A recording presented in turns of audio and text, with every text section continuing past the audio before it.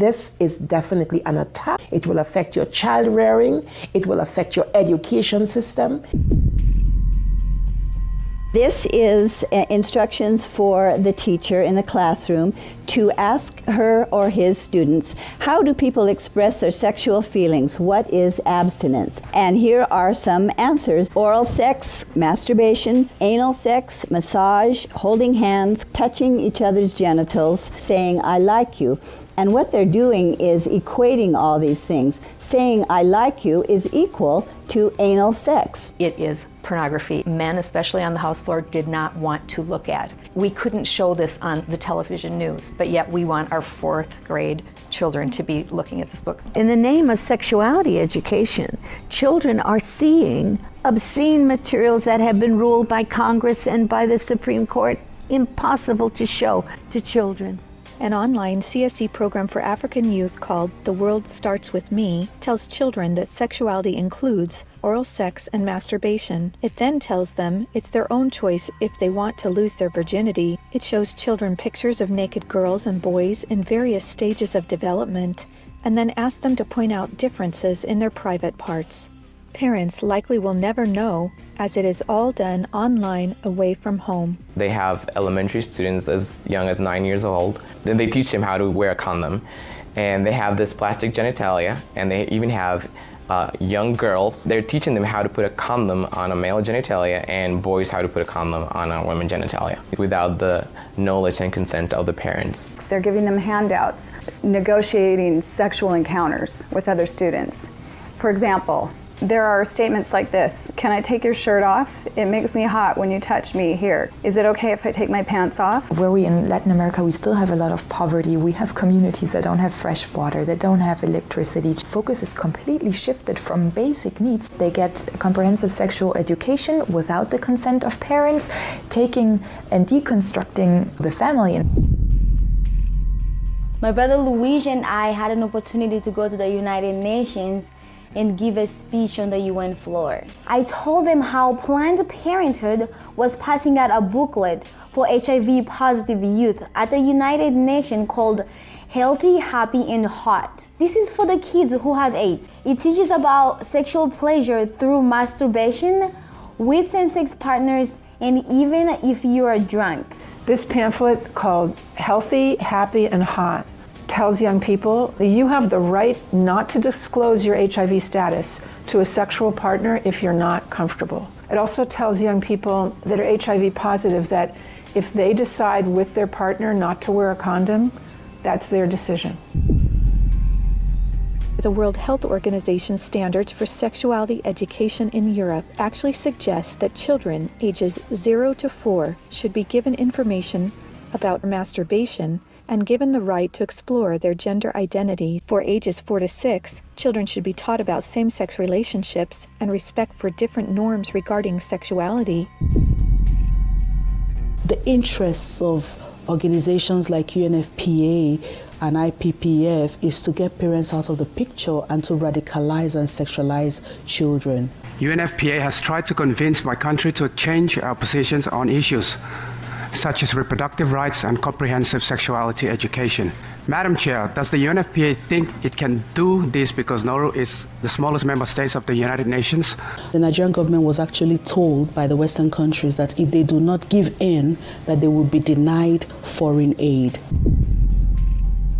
On page 89 of a UNICEF-published Sexual and Reproductive Health Manual, UNICEF listed situations in which one can obtain sexual pleasure that included sexual responses directed towards inanimate objects, animals, minors, and non-consenting persons. In the context of the Sustainable Development Goals that determines the agenda for the next 15 years, the voice is very, very biased. It's just International Planned Parenthood Federation and their affiliates have a direct influence on the outcome documents, on what is established, what is negotiated at the UN. Some of the objectives of the UNESCO Sexuality Education Guidelines include teaching children at age 9 about sexual stimulation and the definition and function of orgasm, and at age 15, that both men and women can receive sexual pleasure with a partner of the same or opposite sex. The It's All One curriculum also promoted by International Planned Parenthood, reveals the multiple manipulative tactics used to indoctrinate and sexualize children through CSE. Like other CSE programs, It's All One claims, among other things, to be evidence-based, comprehensive, human rights, gender-sensitive, and culturally appropriate education that will increase young people's responsible decision-making, to reduce adolescent rates of pregnancy and sexually transmitted infections, including HIV.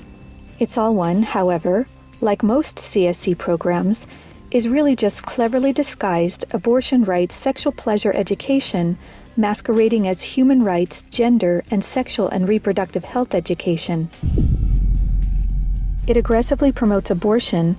With over 112 references to abortion, It's All One has an obsessive focus on sexual pleasure, mentioning sexual pleasure 62 times.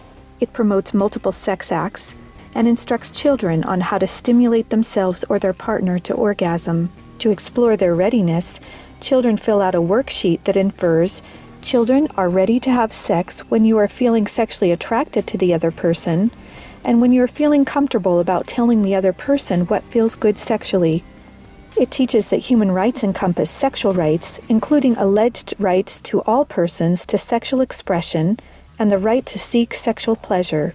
Hooking children on sex is a multi-billion-dollar business for Planned Parenthood and other similar organizations. This is because children, or prospects, once sexualized, become Planned Parenthood customers, dependent upon their services. Comprehensive sexuality education programs are disguised under many names.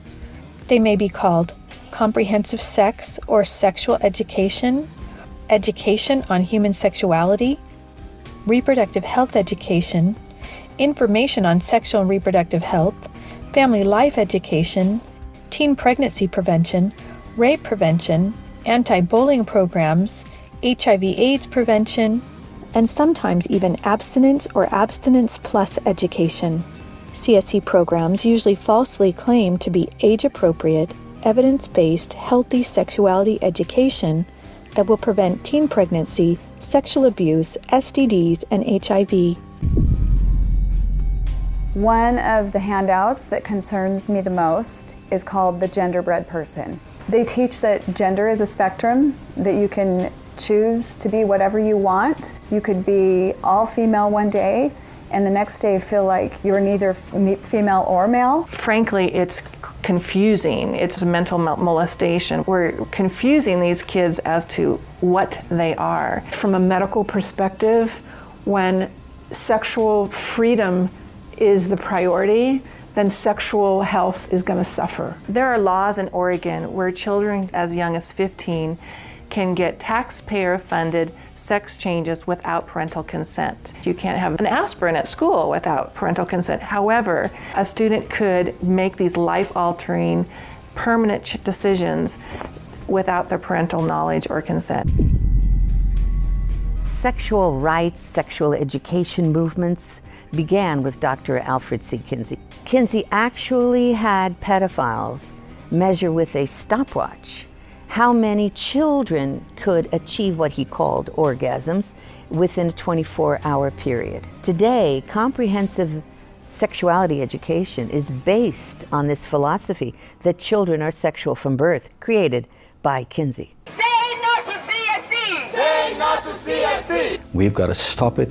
We've got to use everything at our disposal. We have to stand together to stop this attack against our children. And they have all this funding and this organization, but we know that if we stand together, we can do something for the family, for the children. We stopped the Kinsey sexuality education program in Croatia. It is time for parents to say, no, my family is mine. My wife is mine. I am hers. Our children are ours. Band together and find ways to stop it from entering your country. Men have to rise up, defend their family. On matters sexual, the fathers have got to stand up. Say, you have no place talking sexuality to my children. We resist it, even with our lives, because that's what life is all about. It's happening on our watch. If we don't do something about it, it is all of us that carry that guilt. To learn more and to sign the petition to stop comprehensive sexuality education, go to stopcsE.org. Together, we can and will protect the world's children.